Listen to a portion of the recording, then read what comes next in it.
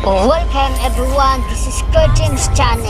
Now we are back to our episodes of 2 semi-rank champions and comparison featured by Wild League of Legends versus the Mobile Legends Bang Gang. But before that, please like and subscribe to my channel and don't forget to click the bell icon so you will be notified to our new next episode video. Let's do this!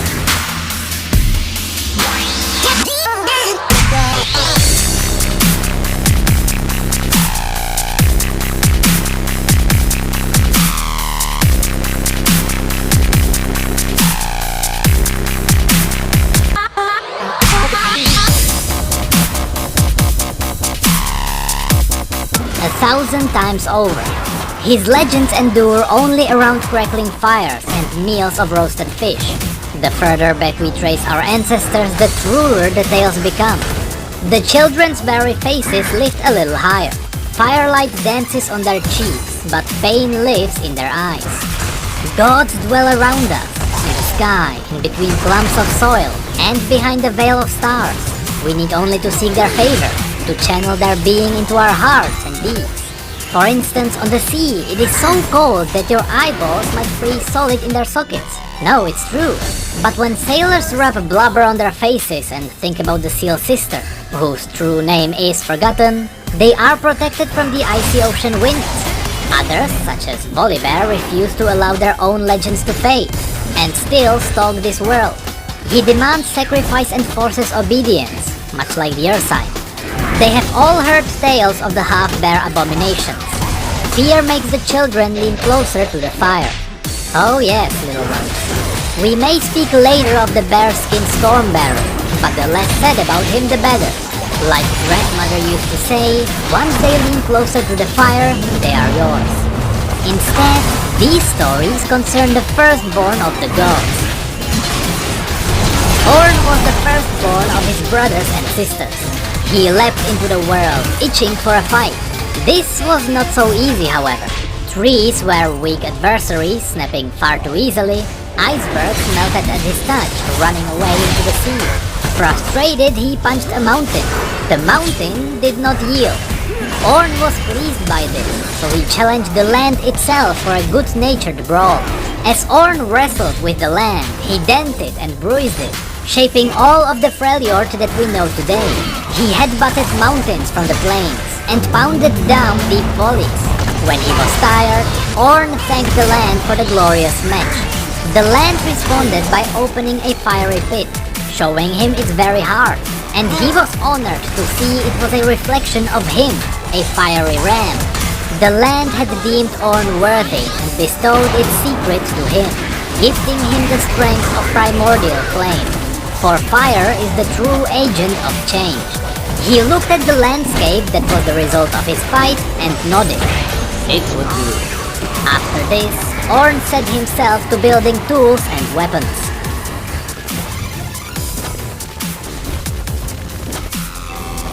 My ancestors must be smiling, for at this moment, a light snow begins to fall. Gentle flakes settle on the children's furred hoods, and they stick out their tongues. Did you know that there used to be no snow in the Freljord? I asked them. The children looked confused. It's true. Our lands have always been the coldest in the entire world, but in the early days there was only bitter dry air, and no such things as storm clouds. It was during the early cloudless and cold days that Ornn built a house. He made it of the finest lumber. The magnificent home spanned 3 volleys. Can you imagine that? After completing his majestic horn hall, Ornn apprised his work. Good, he said. These were the days before language, so this was a compliment indeed. Now, his sister Anivia was annoyed. Ornn had felled her favorite birching trees to build his home, so she decided to teach him a lesson. While Ornn was sleeping, she flew in through his bedroom window. Then she tickled his nose with one of her feathers, causing him to sneeze a gout of flame that set fire to the bedsheets. The bedsheets set the floor ablaze. Anivia panicked and fled her wings to fly away. But this only stoked the fire hotter with the dry Freljord air. Soon all of Hornhole was alight. The fire raged for days, darkening the skies with ash. And of course, Ornn slept through the whole thing. He awoke atop a pile of ashes in a very bad mood, for he had not had a restful sleep. But he did not know what Anivia had done, and to this day she has never told him the truth. I complimented my own handiwork, and look where it got me, said Ornn, surveying the damage. Never again will I pat myself on the back. I shall let the quality of my work speak for itself. Ornn had one goal in particular for his next home. He did not want it to be flammable. He fashioned himself a spade, a lever, and a fork. With these tools he could dig for ore, move mighty pillars, and eat the delicious spiced cherries he so enjoyed. He hammered and shaped chunks of ore until a black mountain stood. Inside was a great forge that channeled the primordial molten flame from deep within the earth. He was pleased with his hearth home, but it was too hot inside to dwell comfortably, even for Ornn. So he dug a trench from the sea straight to the mountain. The Seal Sister allowed cold waters to rush through the trench and cool the hearth home. Great plumes and steam rose up. It took 3 days for the mountain to cool enough for Ornn. In that time, the ocean that fed the river dipped several inches. By then, so much steam had risen from the waters that the perpetual blue sky was mottled with the darkening grey clouds. As these new puffy forms gathered and cooled, they grew heavier and heavier until they burst with snow. It snowed for 100 years. This is why the Freljord still has so much snow today. One of the children frowns at me. If Ornn did so much for this world, then why is it only you who knows the stories about him? She asks.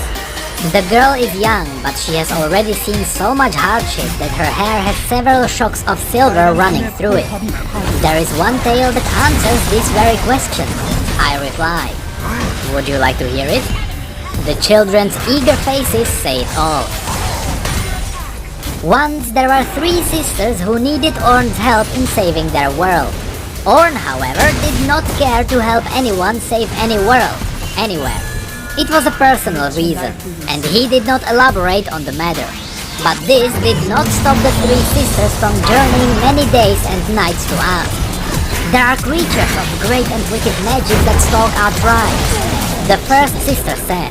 She had fierceness and war in her eyes. They want to destroy all things and claim the world for themselves. This sounds like a problem, Ornn said. He did not look up from his forging. Then will you fight with us and use your strength to slay the monsters? Ornn grunted. This grunt meant no in such a way as to hold any more discussion. This was understood by all. If you heard this grunt, you would have thought the first sister wise not to press the matter further. These beings watch our every move, the second sister said.